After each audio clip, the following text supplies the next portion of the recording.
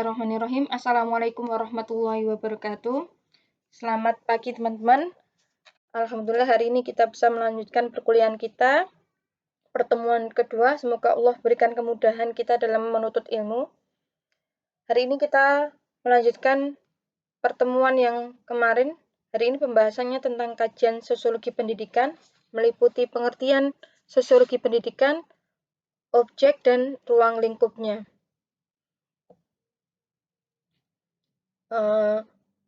Seperti kemarin saya sampaikan bahwa ilmu sosiologi itu adalah ilmu yang mempelajari tentang gejala-gejala yang ada di masyarakat.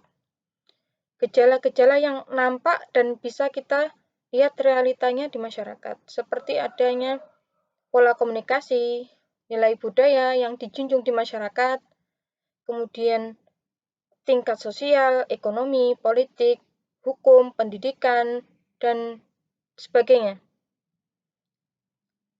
Kemudian sosiologi pendidikan ini ilmu turunan dari sosiologi. Jadi sosiologi pendidikan ini melihat bahwa gejala pendidikan sebagai bagian dari struktur sosial masyarakat. Dalam sekolah misalnya itu ada struktur, ada guru, ada murid, ada administrator, kemudian ada kepala sekolah, ada pengawas, kemudian ada dinas, ada menteri pendidikan, dan ada presiden, dan selanjutnya. Jadi ada struktur-struktur yang dibahas di sosiologi pendidikan. Jadi struktur pendidikan itu dibahas.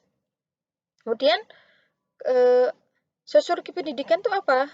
Ada dua sudut pandang. Yang pertama adalah sosiologi pendidikan dipandang sebagai usaha memecahkan masalah sosial. Masalah sosial seperti kemiskinan, kebodohan, ketidakmerataan pendidikan, masalah gender, diskriminasi, dan sebagainya melalui pendidikan. Jadi masalah-masalah itu semuanya dikumpulkan, kemudian diselesaikan dengan jalur pendidikan. Apakah itu lewat sekolah atau lewat pendidikan komunitas atau pendidikan yang lainnya. Kemudian sisi kedua, sosiologi pendidikan dipandang sebagai usaha memecahkan masalah pendidikan melalui sosiologi. Kalau tadi masalah-masalah di masyarakat dikumpulkan, kita selesaikan dengan jalan pendidikan. Tapi kalau yang sosiologi pendidikan, pengertian dari sudut pandang kedua adalah masalah-masalah pendidikan itu apa, kemudian dicari penyelesaiannya, sudut pandangnya dari jalur sosiologis. Apakah masalah bolos sekolah itu karena anaknya, atau karena kurikulumnya, atau peraturan sekolahnya yang membolehkan untuk bolos, itu kan nanti dikaji. Kemudian kan tadi sosiologi pendidikan salah satunya tadi dipandang bagaimana menyelesaikan permasalahan pendidikan. Kita punya PR banyak sekali pendidikan kita. Ini saya jabarkan beberapa saja. Apa saja permasalahan pendidikan? Di antaranya teman-teman bisa nambah list kira-kira apa? Pertama, kekeliruan filosofis yang mengartikan mutu pendidikan dengan indeks prestasi. Jadi kita walaupun sudah mengatakan kecerdasan ganda, tapi tetap di masyarakat atau di sekolah bahkan anak yang cerdas adalah anak-anak yang mempunyai kecerdasan misal matematika, bahasa, dan menyampingkan kecerdasan-kecerdasan yang lainnya. Indeks prestasi itu tetap menjadi acuan. Jadi sistem kita itu kadang seling serup gitu. Kalau TK itu tidak boleh diajarkan calistung, baca tulis hitung, tapi begitu masuk SD, anak-anak harus sudah bisa baca dan menulis dan berhitung. Bahkan materi-materi yang di kelas 1, 2 itu sudah lumayan rumit dibandingkan ketika generasi-generasi dulu belajar. Kalau dulu saya mengalami kelas 1 dan kelas 2 SD itu soal masih dibacakan, tapi kalau anak-anak zaman sekarang suruh baca sendiri dan soalnya juga cukup rumit. Jadi salah satu masalah besar dalam pendidikan kita adalah kekeliruan filosofis. Kita masih mengejar namanya nilai. Kalau di negara-negara maju yang lain, nilai itu bukan prioritas utama gitu. Bahkan kalau dibandingkan pendidikan kita itu jamnya sangat-sangat banyak. Dan ada seluruh pelajaran yang harus kita pelajari gitu. Kalau di luar itu kan fokus. Anak itu mau dibentuk seperti apa ya, pembelajarannya akan diluruskan seperti itu. Makanya sekarang banyak muda-muda sekolah homeschooling, mereka ingin mendidik anak itu ya fokus. Kalau anak itu punya bakat ke matematika, ya sudah, matematika. Dia diajarkan matematika, tidak diajarkan materi-materi lain. Tidak suruh menghafal nama ibu kota, nama nama yang lainnya, banyak hal gitu. Kemudian permasalahan kedua adalah rendahnya kualitas pendidikan. Kita tahu sendiri kualitas pendidikan di Indonesia seperti apa gitu.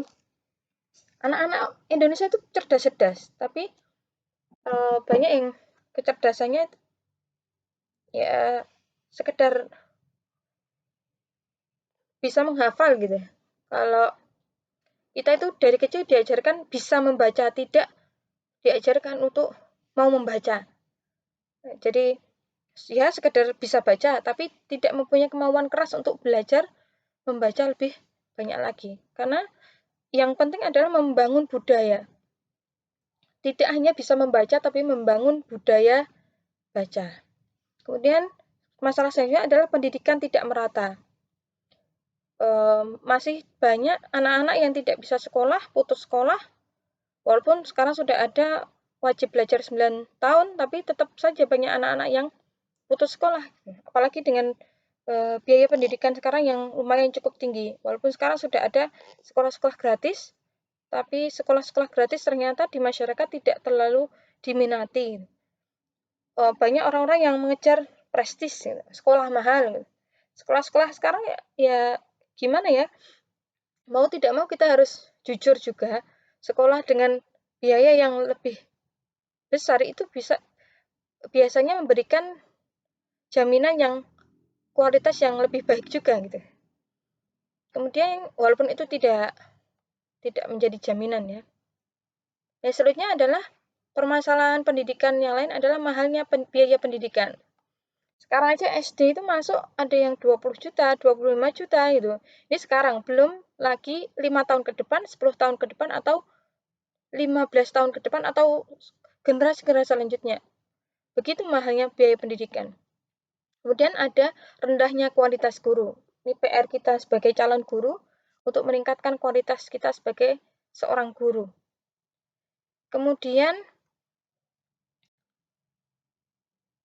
Kemudian adalah rendahnya penghargaan masyarakat terhadap profesi guru. Walaupun sekarang guru kalau di masyarakat diajeni ya, terutama guru PAI gitu ya. Kalau khutbah ya guru PAI, kutum guru PAI, menyolatkan jenazah guru PAI gitu ya. Itu tugas kita, tantangan kita. Kemudian selanjutnya adalah kesejahteraan guru masih rendah. Guru itu ya ada yang gajinya 300, tapi ada juga yang mau membayar lumayan tinggi, tergantung dengan sebenarnya kita bisa menjual namanya kualitas. Kalau kita berkualitas, insya Allah kita bisa mengajar di tempat-tempat yang tidak mempermasalahkan namanya gaji. Gaji udah mengalir. Saya pernah ke sekolah alam semesta itu ya. Gaji gurunya aja 10 ya, itu lumayan sekali gitu. Kalau gaji gurunya 300.000 ya, selama 30 hari itu ya masih mikir kebutuhan yang lain, ya itu tidak bisa konsentrasi dalam mengajar. Walaupun walaupun gaji guru itu sesuatu yang luar biasa gitu. Walaupun sedikit biasanya berkah, cukup gitu. Ya semoga nanti kalau teman-teman lulus bisa mengajar di tempat yang baik gitu ya, tidak pusing lagi dengan namanya kesejahteraan gitu ya. Sehingga bisa mengajar dengan konsentrasi. Yang selanjutnya adalah lemahnya pemberdayaan tenaga pendidikan. Lemahnya pemberdayaan tenaga pendidikan ini nanti kita jabarkan lagi. Kemudian manajemen pendidikan masih sentralistik.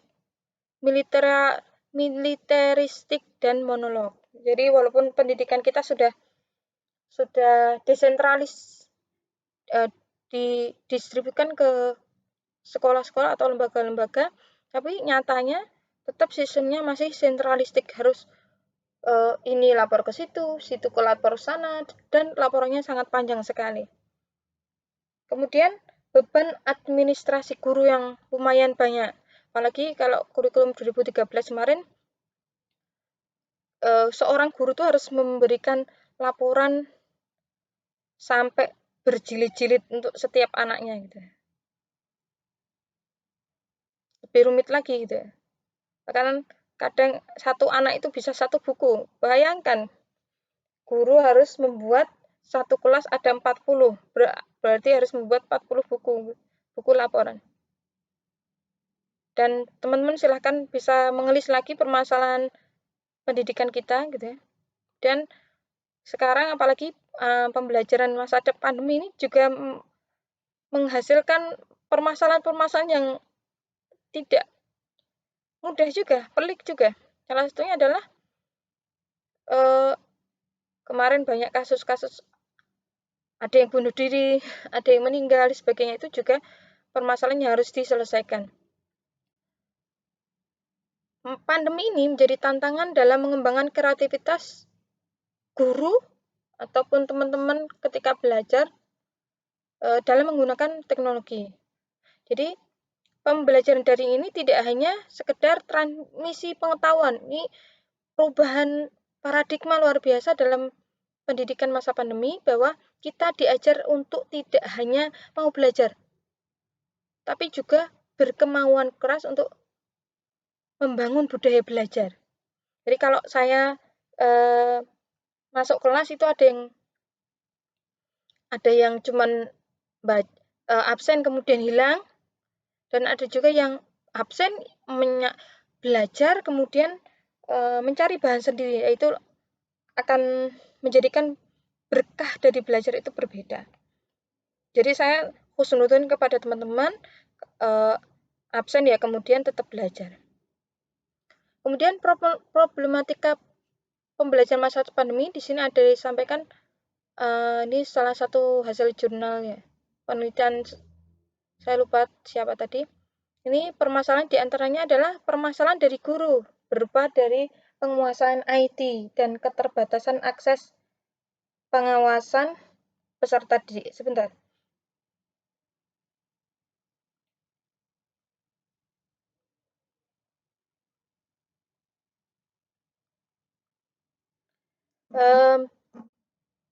Kemudian objek kajian dari sosiologi pendidikan itu sebenarnya simpel, ada 3. Pertama adalah masyarakat, kedua adalah tingkah laku manusia, dan yang ketiga adalah institusi pendidikan. Tapi nanti penjabarannya sangat luas. Jadi masalah kajian sosiologi pendidikan itu ada 3 secara global. Pertama masyarakat, kemudian tingkah laku manusia, dan institusi pendidikan. Kemudian dijabarkan lagi, ada yang menyampaikan bahwa tingkah laku sosial ini, ya masyarakat, tingkah laku sosial. Masyarakat itu nanti ada klasifikasinya, ada pembahasan sendiri tentang masyarakat. Kemudian ada tingkah laku sosial. Tingkah laku sosial itu ada sesuatu yang tidak muncul dengan sendirinya. Dia dibentuk oleh faktor-faktor yang lain. Tingkah laku manusia dan institusi sosial itu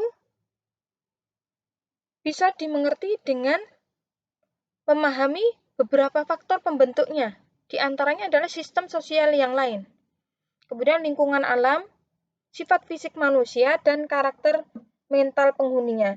Jadi kita bisa tahu ada perbedaan karakter dari orang Jawa dengan orang Sumatera, Kalimantan, Papua, itu dari faktor alamnya. Oh, alam di sana bagaimana? Jadi jangan kaget kalau ketemu orang Solo kok disandingkan dengan orang-orang Papua. Cara ngomongnya juga berbeda. Jadi orang Solo dengan orang Ngawi, orang Solo dengan Surabaya saja sudah beda gitu ya. Apa yang dikatakan misuh di Surabaya itu berbeda dengan misuhnya orang-orang Solo. Jadi tingkah laku sosial itu dibentuk oleh faktor, termasuk juga makan gitu. Ada yang mengatakan kalau mau kenal dengan seseorang maka lihat apa yang dia sukai dalam hal makanan. Kemudian ada kajian makro. Kajian makro ini ada institusi pendidikan. Jadi kajian sosiologi pendidikan itu ada